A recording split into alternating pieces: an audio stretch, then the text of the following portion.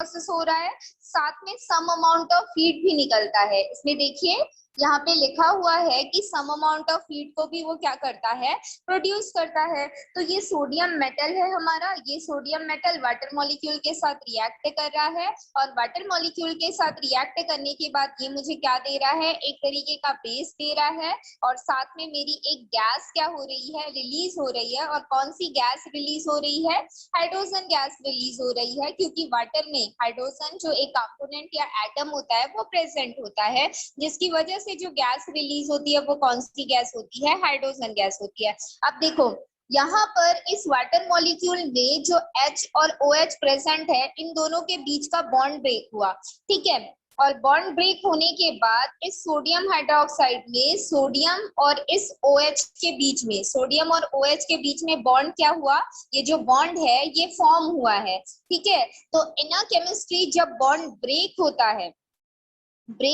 है तो क्या होगा, उस बॉन्ड को ब्रेक करने के लिए आपको हीट की क्या होगी, रिक्वायरमेंट होगी। हीट की रिक्वायरमेंट मतलब विद द हेल्प ऑफ जैसे टेम्परेचर के थ्रू आप किसी केमिकल को टेम्परेचर प्रोवाइड करोगे, तो वो केमिकल अगर आपस में जुड़ा होगा तो उसका बॉन्ड उस टेम्परेचर को गेन करने के बाद क्या हो जाता है, विक हो जाता है और वो जो केमिकल है वो डिसोसिएट हो जाता है, ठीक है। तो बॉन्ड को अगर ब्रेक करना है तो हीट की रिक्वायरमेंट होती है। और जब बॉन्ड फॉर्म होता है, मतलब दो केमिकल के बीच में जब बॉन्ड फॉर्म होता है, तो ये रिक्वायर्ड अमाउंट ऑफ हीट जो उसने बॉन्ड को ब्रेक करने में लिया था, वही हीट वो बॉन्ड को क्या करने में, बॉन्ड को फॉर्म करते समय क्या कर देता है, रिलीज कर देता है। और इसी वजह से यहाँ पर ये हीट क्या हो रही है, रिलीज हो रही है, क्योंकि अब उसको जो केमिकल उसके पास प्रेजेंट है, अनदर पार्टिकल उसके साथ प्रेजेंट है, उसके साथ उसको बॉन्ड बनाना है। बॉन्ड बनाने के लिए वो क्या करेगा, उस पे फोर्स ऑफ अट्रैक्शन अप्लाई करेगा। जैसे ही वो उस पे फोर्स ऑफ अट्रैक्शन अप्लाई करता है, उन दोनों के बीच में एनर्जी का एक तरीके का शेयरिंग होता है और उस एनर्जी की शेयरिंग में जब वो शेयर करना स्टार्ट करते हैं तो सम अमाउंट ऑफ हीट को वो क्या करते जाते हैं, एमिट करते जाते हैं। इस वजह से इस केमिकल रिएक्शन में हीट क्या हो रहा है, हमारा इवॉल्व हो रहा है, ठीक है। तो जब भी किसी रिएक्टिव मेटल का रिएक्शन हम किसके साथ कराते हैं, वाटर के साथ कराते हैं, तो वो रिएक्टिव मेटल वाटर के साथ रिएक्ट करके क्या बनाता है, हाइड्रोक्साइड बनाता है, साथ में हाइड्रोजन गैस रिलीज होती है और सम अमाउंट ऑफ हीट को भी वो क्या करता है, रिलीज करता है, ठीक है। तो ऐसा कोई भी केमिकल रिएक्शन जिसमें अमाउंट ऑफ हीट क्या होती है, रिलीज होती है, तो ऐसे केमिकल रिएक्शन को क्या बोला जाता है, एक्सोथर्मिक केमिकल रिएक्शन बोला जाता है। The reaction which release the some amount of heat या high amount of heat are called exothermic reaction, आप ये बोलेंगे, ठीक है। नेक्स्ट टॉपिक हम देखते हैं। नेक्स्ट टॉपिक में देखिए, पहले वेरी रिएक्टिव मेटल जो होते हैं वो कौन से वाटर के साथ रिएक्ट कर रहे हैं, यहाँ पे बताया जा रहा है, वो कोल्ड वाटर के साथ रिएक्ट कर रहे हैं। कोल्ड वाटर मतलब जो ठंडा पानी होगा। और कुछ मेटल्स ऐसे होते हैं जो कि कोल्ड वाटर के साथ रिएक्ट नहीं करते, वो या तो हॉट वाटर के साथ रिएक्ट करेंगे या फिर स्टीम के साथ रिएक्ट करेंगे। स्टीम मतलब जो हमारा भाप होता है उसको हम क्या बोलते हैं, स्टीम बोलते हैं, ठीक है। तो ऐसे मेटल कौन से होते हैं जो थोड़े लेस रिएक्टिव होते हैं, जो मोर रिएक्टिव होंगे वो कोल्ड वाटर के साथ रिएक्ट करेंगे, ठीक है। और जो लेस रिएक्टिव होंगे वो किन के साथ रिएक्ट करेंगे, किसी हॉट वाटर के साथ या फिर स्टीम के साथ क्या करेंगे, वो रिएक्ट करेंगे। और एज अ एग्जाम्पल अगर हम ऐसे मेटल को ले तो यहाँ पे मैग्नीशियम एज अ एग्जाम्पल बताया गया है।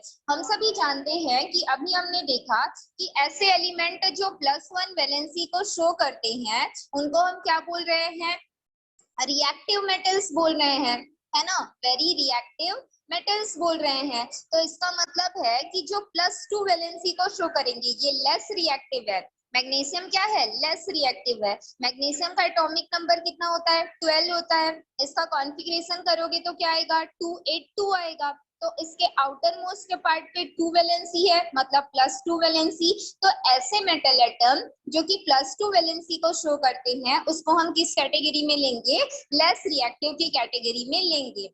तो लेस रिएक्टिव जो मेटल्स होंगे लाइक अ मैग्नीशियम, वो कोल्ड वाटर के साथ रिएक्ट नहीं कर पाते, बल्कि वो किसके साथ काफी रैपिडली रिएक्ट करते हैं, स्टीम के साथ या हॉट वाटर के साथ, क्योंकि उसका रिएक्टिव नेचर थोड़ा सा लेस होता है, जिसकी वजह से वो कोल्ड वाटर से रिएक्ट नहीं कर पाते। ठीक है, और जो भी हीट का रिक्वायरमेंट होता है वो उसको हॉट वाटर या स्टीम प्रोवाइड कर देता है, जिसकी वजह से वो एक्टिव हो जाते हैं हॉट वाटर और स्टीम के प्रेजेंस में, और उससे क्या करने लगते हैं, रिएक्ट करने लगते हैं। ठीक है, तो इस बात को याद रखिएगा कि very reactive metals cold water के साथ रिएक्ट कर लेते हैं क्योंकि वो ऑलरेडी एक्टिव होते हैं, और जो लेस रिएक्टिव मेटल्स होते हैं वो इनएक्टिव होते हैं, जिसकी वजह से वो एक्टिव नहीं हो पाते कोल्ड वाटर के कंपैरिजन में, और वो रिएक्ट किसके प्रेजेंस में करते हैं, जो हमारा स्टीम या फिर हॉट वाटर होता है उसके साथ ये रिएक्ट करते हैं, क्योंकि उसके प्रेजेंस में ये एक्टिव हो जाते हैं। ठीक, अब देखो इसमें भी मेटल एटम है ये हमारा, इस मेटल एटम ने किसके साथ रिएक्ट किया, वाटर के साथ रिएक्ट किया। अब देखो इसमें दो वाटर मॉलिक्यूल है, जब मैं इसका क्या करूंगी, आयोनाइजेशन का प्रोसेस करूंगी तो OH नेगेटिव बनेगा और H प्लस बनेगा। अब देखो इसमें कितने वाटर मॉलिक्यूल हैं, 2 वाटर मॉलिक्यूल हैं, तो 2OH नेगेटिव बनेगा और 2OH प्लस बनेगा। अब ये Mg आपका, अभी आपने देखा कि Mg का एटॉमिक नंबर 12 है, और कॉन्फ़िगरेशन करते हैं तो वैलेंसी कितना आता है, +2 आता है। ठीक है, तो ये +2 वैलेंसी इस -2 वैलेंसी के साथ क्या कर लेगी, रिएक्ट कर लेगी। तो जब मैग्नीशियम इस OH के साथ रिएक्ट करेगा तो क्या बना लेगा, मैग्नीशियम हाइड्रोक्साइड बना लेगा, और हमारा प्रोडक्ट क्या बन जाएगा, देखिए ये हमारा मैग्नीशियम है, इसने रिएक्ट किया 2 वाटर मॉलिक्यूल के साथ, और 2 वाटर मॉलिक्यूल के साथ रिएक्ट करके ये क्या देता है हमको, MgOH देता है। अब OH की क्वांटिटी यहाँ पे कितनी है, 2 है, तो MgOH होल ट्वाइस हो जाएगा, और इसको हम क्या बोलेंगे, मैग्नीशियम हाइड्रोक्साइड। और ये बचा हुआ जो हाइड्रोजन है यहाँ से H2 गैस के फॉर्म पे क्या हो जाता है, इवेपोरेट हो जाता है। ठीक है, इस बात में ध्यान, इस रिएक्शन में ध्यान देने लायक बात ये है कि इसमें से कोई हीट क्या नहीं हो रही है, एमिट नहीं हो रही है। हीट एमिट क्यों नहीं हो रही है, क्योंकि हॉट वाटर पे जो हीट प्रेजेंट है वो किसमें यूज हो जा रही है, लेस रिएक्टिव मेटल्स को एक्टिव करने में यूज हो जा रही है, जिसकी वजह से इस केमिकल रिएक्शन में हीट इवॉल्व नहीं हो रही है। इस बात को याद रखिएगा। ठीक, तो आपसे अगर पूछा जाएगा कि जो लेस रिएक्टिव मेटल्स होते हैं वो कैसे वाटर के साथ रिएक्ट करते हैं, तो आपका आंसर होगा स्टीम या फिर हॉट वाटर के साथ, और जो cold water reactive very reactive metals होते हैं वो कोल्ड वाटर के साथ क्या करते हैं, रिएक्ट करते हैं। इसके अलावा कुछ अदर मेटल्स होते हैं जिनको हम हार्ड मेटल की कैटेगरी में रखते हैं, जैसे हमारा एल्यूमिनियम हो गया, जिंक हो गया या लेड हो गया। ये ना तो कोल्ड वाटर के साथ रिएक्ट करते हैं और ना ही हॉट वाटर के साथ रिएक्ट करते हैं, लेकिन कभी कभी ये स्टीम के साथ क्या कर लेते हैं, रिएक्ट कर लेते हैं। लेकिन स्टीम के साथ भी रिएक्ट करने के बाद ये हाइड्रोक्साइड ना बना के क्या बनाते हैं, ऑक्साइड बनाते हैं, और साथ में हाइड्रोजन गैस को ये रिलीज करते हैं। ठीक है, तो जितने भी हार्ड मेटल्स होते हैं वो ना तो कोल्ड वाटर के साथ रिएक्ट करेंगे और ना ही हॉट वाटर के साथ रिएक्ट करेंगे, but in a rare condition अगर स्टीम की बात की जाए तो स्टीम से वो रिएक्ट कर लेते हैं, और स्टीम से रिएक्ट करके वो हाइड्रोक्साइड नहीं बनाते बल्कि ऑक्साइड में कन्वर्ट होते हैं और हाइड्रोजन गैस को क्या कर देते हैं, रिलीज कर देते हैं। ठीक है, तो इसमें हमने 3 टाइप के मेटल्स के बारे में डिस्कशन किया है, जिसमें सबसे पहला हमारा वेरी रिएक्टिव मेटल्स है, सेकंड हमारा लेस रिएक्टिव मेटल्स है, और थर्ड हमारा क्या हो जाता है, हार्ड मेटल्स हो जाता है। ठीक है, तो इन तीनों बातों को आप याद रखेंगे। इसके बाद नेक्स्ट टॉपिक देखते हैं कि नेक्स्ट टॉपिक में हमको क्या बताया गया है। तो इसी हार्ड मेटल्स का हमको रिएक्शन बताया गया है। ठीक है, तो हार्ड मेटल्स का रिएक्शन हम देख लेते हैं कि कैसे होता है।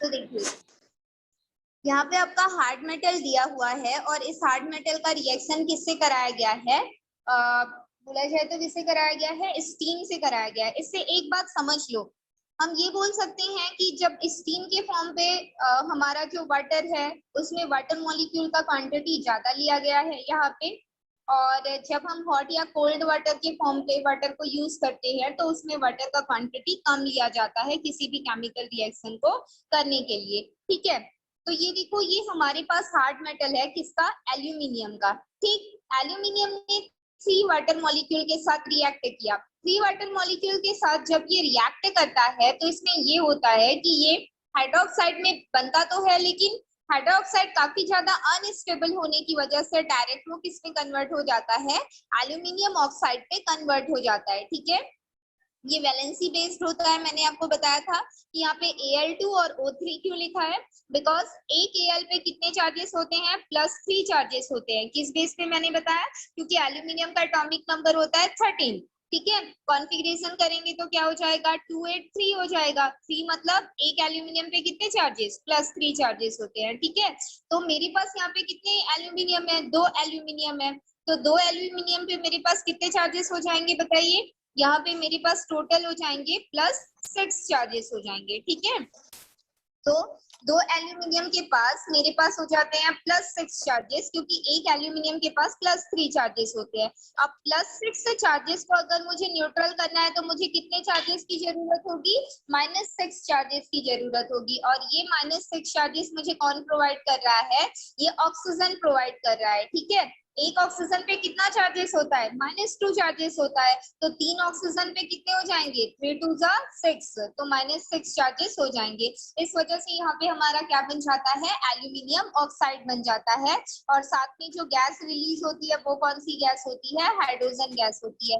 याद रखिएगा, जब भी किसी मेटल का रिएक्शन, इसमें कॉमन बात ये है कि चाहे आपका वेरी रिएक्टिव मेटल हो, लेस रिएक्टिव मेटल हो, या फिर आपका हार्ड मेटल हो, जब भी हम किसी भी मेटल का रिएक्शन वाटर मॉलिक्यूल के साथ कराते हैं तो उसमें से ऑलवेज जो गैस रिलीज होती है वो कौन सी गैस होती है, आपकी हाइड्रोजन गैस रिलीज होती है। मतलब किसी केमिकल रिएक्शन में अगर हाइड्रोजन गैस रिलीज हो रही है, इसका मतलब ये है कि वहां पर मेटल रिएक्ट कर रहा है, और वो मेटल आपका लेस रिएक्टिव हो सकता है, वेरी रिएक्टिव हो सकता है, या फिर हार्ड मेटल हो सकता है। ये किसी केमिकल रिएक्शन को आइडेंटिफाई करने का तरीका होता है। इस बात को याद रखिएगा, जब आप आगे की क्लासेस में जाएंगे तो ये आपको हेल्प करेगा। नेक्स्ट टॉपिक यहाँ पे बताया गया है आयरन मॉलिक्यूल। आयरन भी सेम एज एल्यूमिनियम के जैसे ही प्रॉपर्टी शो करता है, और ये as a product water molecule के साथ रिएक्ट करके क्या बना लेता है, Fe2O3 बना लेता है। जैसे एल्यूमिनियम ने क्या बनाया था, Al2O3 बनाया था, सेम एज हमारा आयरन भी Fe2O3 यहाँ पे प्रिपेयर कर लेता है। ठीक है, इसी तरीके से सच मेटल्स जैसे मेरे गोल्ड हो गए, सिल्वर हो गए, या कॉपर हो गए, तो ये किसी भी तरीके के वाटर के साथ क्या नहीं करते हैं, रिएक्ट नहीं कर सकते, नहीं करते हैं। किसके साथ, मैंने बोला वाटर के साथ ये रिएक्ट नहीं करते एट अ नॉर्मल टेम्परेचर। ठीक है, जैसे गोल्ड हम सभी डे टू डे लाइफ में यूज करते हैं, लेकिन जब आप लेके आओगे और उसमें काफी ज्यादा पानी आप डालते हो तो भी उसका जो कलर है वो डाउन नहीं होता है। ठीक है, नॉर्मल टेम्परेचर की बात यहाँ पे की गई है। सिल्वर पे वाटर इफेक्ट करता है, लेकिन काफी लॉन्ग टर्म इफेक्ट होता है, मतलब काफी टाइम बीत जाएगा तब जाके अगर वाटर है तो वो सिल्वर से रिएक्ट करेगा, डायरेक्टली वो रिएक्ट नहीं करता है। ठीक है, और कॉपर की बात की जाए तो कॉपर भी वैसा ही है कि वो पानी के साथ रिएक्ट नहीं करता है। तो कुछ मेटल्स ऐसे होते हैं जिनको हम और ज्यादा हार्ड मेटल्स के फॉर्म पे इंडिकेट कर सकते हैं, वो किसके साथ रिएक्ट नहीं करते हैं, वाटर के साथ रिएक्ट नहीं करते हैं एट अ नॉर्मल टेम्परेचर। ठीक, नेक्स्ट टॉपिक यहाँ पे क्या हुआ, नेक्स्ट टॉपिक डिस्कस करते हैं, what happens when metals react with acid. जब हम क्या करते हैं, मेटल का रिएक्शन किसके साथ कराते हैं, एसिड के साथ कराते हैं, तो क्या प्रोसेस होता है उसके बारे में देखते हैं आप। ठीक है, तो यहाँ पर कौन से मेटल की बात की जा रही है, यहाँ पे बात की जा रही है हार्ड मेटल की। और यहाँ पे ये हमारा हार्ड मेटल कौन सा हो जाता है, देखिए यहाँ पे कॉपर का रिप्रेजेंटेशन यहाँ पे किया गया है।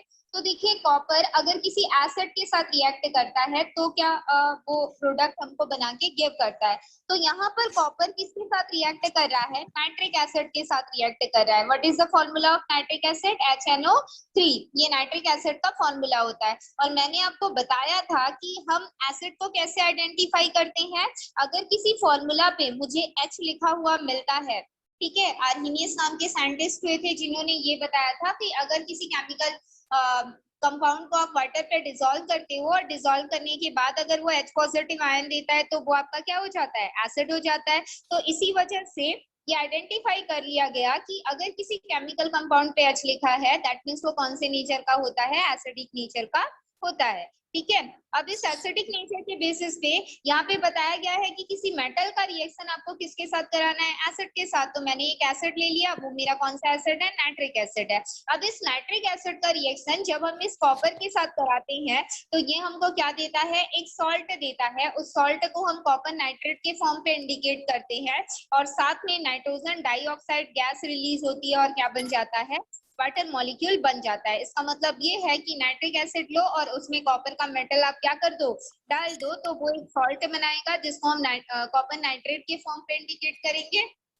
ये कॉपर नाइट्रेट बेस्ड बना है, तो वैलेंसी बेस्ड बना है। कल की क्लास में मैंने बताया था कि वैलेंसी बेस्ड कैसे होता है। जैसे जैसे आप प्रैक्टिस करते जाएंगे आपको ये चीजें क्लियर होते जाएंगी, और अगर आप प्रैक्टिस नहीं करेंगे तो केमिकल रिएक्शन में आपको प्रॉब्लम होगा।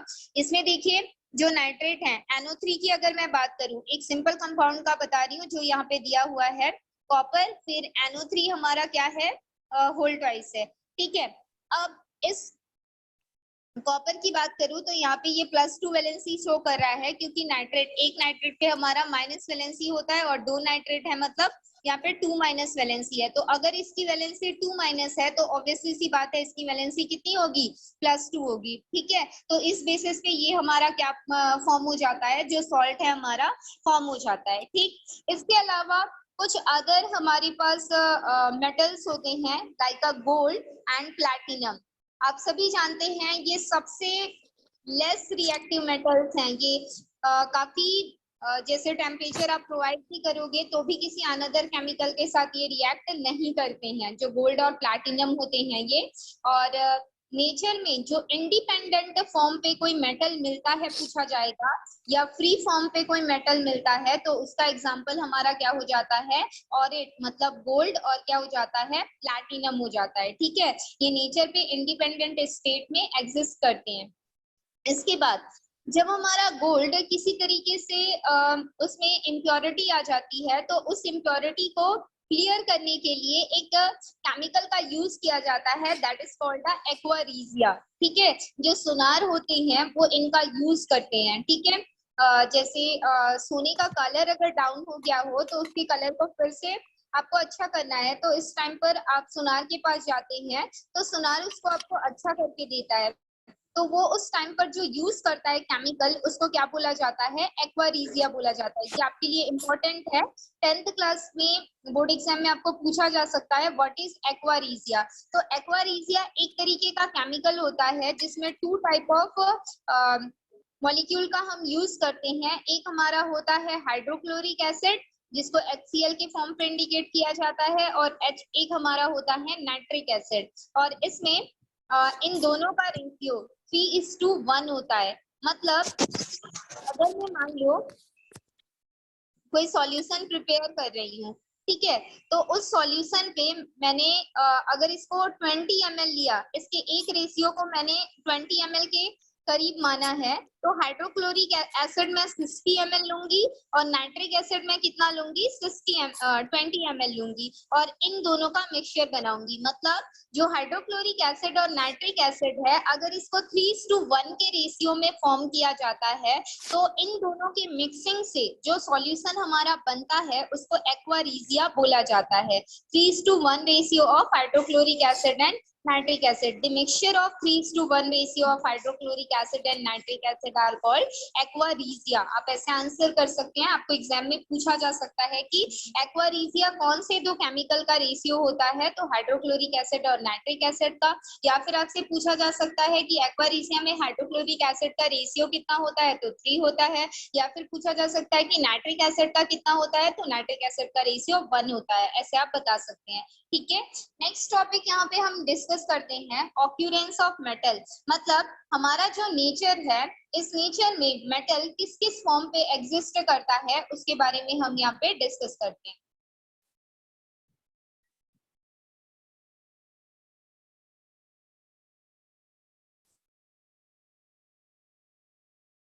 तो देखिए यहाँ पे नेक्स्ट टॉपिक बताया गया है ऑक्यूरेंस ऑफ मेटल।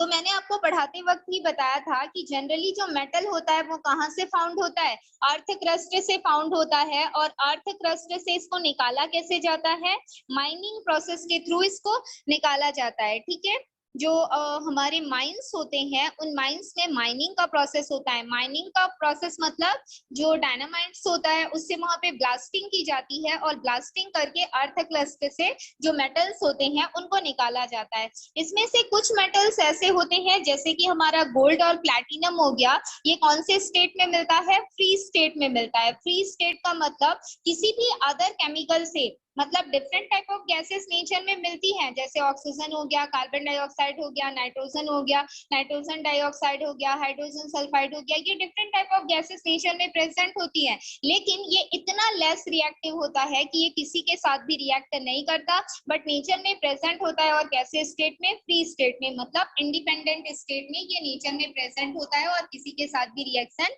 नहीं करता है। ठीक है, और अदर केमिकल्स जो होते हैं, मींस ज्यादा से ज्यादा मेटल की अगर बात की जाए तो ज्यादा से ज्यादा मेटल कौन से फॉर्म पे मिलते हैं, कंबाइंड स्टेट में मिलते हैं। मतलब नेचर में मिलने वाले जो अदर गैसेस होती हैं उनके साथ ये रिएक्ट कर लेते हैं और एक कंबाइनिंग केमिकल फॉर्मूला को रिप्रेजेंट करते हैं। ठीक है, तो अगर आपसे पूछा जाएगा कि मेटल मिलते कहाँ हैं, तो अर्थ क्रस्ट से मिलते हैं, किस फॉर्म में मिलते हैं पूछा जाएगा। तो कुछ मेटल्स ऐसे होते हैं जैसे फ्री स्टेट में मिलते हैं। कैसे मेटल पूछा जाएगा, तो जो लेस रिएक्टिव होते हैं। और ये पूछा जाएगा कि ये कौन से स्टेट में रहते हैं, तो ये फ्री स्टेट या इंडिपेंडेंट स्टेट में रहते हैं। रुकिए 2 मिनट।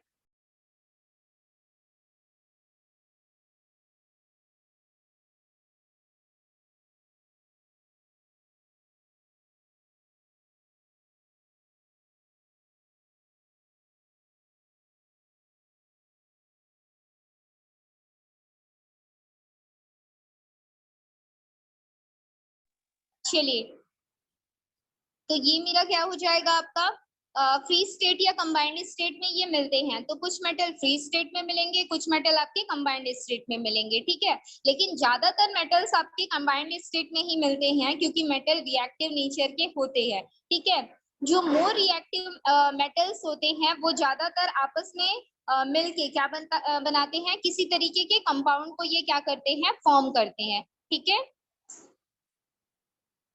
क्या हुआ सुप्रिया, ठीक। अब देखो ये जो मेटल है जो हमको कंबाइंड फॉर्म पे क्या हो रहा है, नेचर पे एग्जिस्ट हो रहा है, तो इसी को हम किस फॉर्म पे इंडिकेट करते हैं, मिनरल के फॉर्म पे क्या करते हैं, इंडिकेट करते हैं। इस बात को याद रखिएगा। मतलब जो माइंस होता है उसमें माइनिंग प्रोसेस के थ्रू जिस मेटल को निकाला जाता है अर्थ क्रस्ट से, उस मेटल को क्या बोला जाता है, मिनरल बोला जाता है। उस मिनरल में बहुत सारे मेटल तो प्रेजेंट होगा ही, मेटल के साथ साथ उसमें बहुत सारे सॉइल प्रेजेंट होंगे, मतलब इम्प्योरिटी प्रेजेंट होगी, जैसे पेबल हो गया, स्टोन हो गया, सॉइल हो गया, या अदर केमिकल्स हो गए। तो ये सारे हमारे क्या हो जाते हैं, मिनरल्स हो जाते हैं। और इन्हीं मिनरल्स का हम क्या प्रोसेस करते हैं, प्यूरिफिकेशन का प्रोसेस करते हैं या एक्सट्रैक्शन का प्रोसेस करते हैं। और आपको यही इस चैप्टर में पढ़ना है। और इसी प्यूरिफिकेशन के प्रोसेस को, मतलब माइनिंग प्रोसेस के थ्रू हमने क्या निकाला, मिनरल निकाला। और इसी मिनरल से जब हम क्या निकालेंगे, एक प्योर मेटल को निकालेंगे, तो मिनरल से प्योर मेटल को निकालने के प्रोसेस को ही क्या बोला जाता है, मेटलर्जी बोला जाता है। ठीक है, तो आपके चैप्टर में जो हेडिंग दिया हुआ है मेटल्स एंड मेटलर्जी, मेटल क्या होता है हमने पढ़ लिया, लेकिन मेटलर्जी क्या होता है ये हमने नहीं पढ़ा है। तो मेटलर्जी का मतलब क्या होता है, अर्थ क्रस्ट से जो मिनरल मिलता है उस मिनरल से मेटल को प्यूरिफाइड फॉर्म पे जब हम लेते हैं तो उस प्रोसेस को क्या बोला जाता है, मेटलर्जी बोला जाता है। अब मेटलर्जी का प्रोसेस कहाँ होता है, जो हमारा बीएसपी प्लांट है जिसमें हम आयरन और क्या करते हैं, वहां से आयरन निकालते हैं ना। तो बड़े बड़े जो फैक्ट्रीज होते हैं जहाँ पे मिनरल्स आते हैं, उन मिनरल्स से मेटल को निकालने का प्रोसेस जहाँ पे किया जाता है, तो उन बड़े बड़ी फैक्ट्रीज में इन मेटलर्जी का प्रोसेस किया जाता है। मेटलर्जी के प्रोसेस में हम डिफरेंट टाइप के इंस्ट्रूमेंट्स का यूज करते हैं, बड़े बड़े उसमें ब्लास्ट ऑफ फर्नेस होते हैं, बड़े बड़े मशीन्स होते हैं जिसके थ्रू मिनरल का प्यूरिफिकेशन का प्रोसेस किया जाता है। उसमें जो भी इम्प्योरिटीज होती है उसको सेपरेट किया जाता है, और इम्प्योरिटीज को सेपरेट करने के बाद हमको मिनरल से क्या मिल जाता है, एक प्योर मेटल मिल जाता है। ठीक है, अब मिनरल से जब आप सम परसेंटेज की जो इम्प्योरिटी है उसको सेपरेट कर देते हो, तो उसके बाद जो आपको बच जाता है, ठीक है, मतलब जैसे सॉइल का, पेबल का, स्टोन का इम्प्योरिटी आपने निकाल दिया, ठीक है, लेकिन आपने केमिकल का इम्प्योरिटी नहीं निकाला है, तो उसके बाद जो बच जाता है उसको क्या बोला जाता है, ओर बोला जाता है। ठीक है, तो इस बात को याद रखिएगा कि अर्थ क्रस्ट से different type of mineral found होते हैं। इस मिनरल से जब सॉइल, पेबल और स्टोन को सेपरेट कर दिया जाता है, तो उसके बाद जो बचा हुआ कंपोनेंट होता है उसको ओर्स की फॉर्म पे इंडिकेट किया जाता है। ये ओर्स हमको रॉक से या फिर अर्थ क्रस्ट से, ठीक है, इन सभी से हमको अवेलेबल होता है। जितने भी हमारे ओर्स होते हैं सारे के सारे मिनरल होते हैं, ठीक है, लेकिन याद रखना सारे मिनरल ओर होंगे ऐसा जरूरी नहीं है। ऐसा क्यों बोला जा रहा है, क्योंकि मिनरल में तो सॉइल, पेबल और इन सब की इम्प्योरिटी रहेगी, और इम्प्योरिटी को हटाने के बाद जैसे कोई केमिकल कंपोनेंट या कंपाउंड मुझे मिला तो उसमें से मैं मेटल निकाल सकती हूँ, लेकिन सारे मिनरल और नहीं होते। क्यों बोला जा रहा है, क्योंकि मिनरल में सॉइल, पेबल और स्टोन के अलावा सिर्फ एक मेटल प्रेजेंट हो सकता है, और उस सिर्फ एक मेटल को आप ओर की कैटेगरी में नहीं रखोगे। इस वजह से यहाँ पे बोला जाता है कि जितने भी हमारे ओर्स होते हैं वो तो मिनरल होते हैं, लेकिन जितने भी हमारे मिनरल होते हैं वो ओर्स नहीं होते हैं। ठीक है, तो इस बेसिस पे हमने क्या जाना कि मेटल का ऑक्यूरेंस हमारे अर्थ क्रस्ट पे होता है, कुछ मेटल फ्री स्टेट पे मिलता है, कुछ कंबाइंड स्टेट पे मिलता है। जो कंबाइंड स्टेट पे मिलते हैं उनको मिनरल के फॉर्म पे इंडिकेट किया जाता है, और जब हम उसका प्यूरिफिकेशन का प्रोसेस करते हैं उस प्यूरिफिकेशन के प्रोसेस को मेटलर्जी बोला जाता है। और मेटलर्जी से हम क्या निकालते हैं, ओर्स, और ओर्स से हमको क्या मिल जाता है, एक इंडिपेंडेंट मेटल मिल जाता है, और उस मेटल को डिफरेंट नेम के फॉर्म पे हम क्या करते हैं,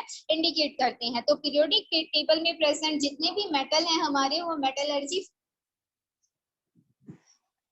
प्रोसेस के थ्रू ही निकाले जाते हैं। ठीक है, तो कुछ और के बारे में यहाँ पे हम डिस्कस कर लेते हैं। तो मेटल्स ऑफ ओर की अगर बात की जाए तो कुछ ऑक्साइड के आपके ओर हो सकते हैं, कुछ कार्बोनेट के, कुछ सल्फाइड के, और कुछ सल्फेट के ओर आपके हो सकते हैं। ऑक्साइड के ओर की अगर बात की जाए तो ये ऑक्साइड के ओर आपके कौन कौन से होते हैं, जैसे मेरा आयरन है। आयरन ज्यादातर किस फॉर्म पे मिलता है, ऑक्साइड के फॉर्म पे मिलता है, जो आपका हेमेटाइट, मैग्नेटाइट और बॉक्साइट हो सकता है। ठीक है, ये आपके बुक में टेबल दिया हुआ है, देखिए कि जो आयरन है ऑक्साइड के फॉर्म पे मिलता है, एल्यूमिनियम है ये भी ऑक्साइड के फॉर्म पे मिलता है जिसको हम बॉक्साइट बोलते हैं, और उसका फॉर्मूला क्या होता है, Al2O3 × 2H2।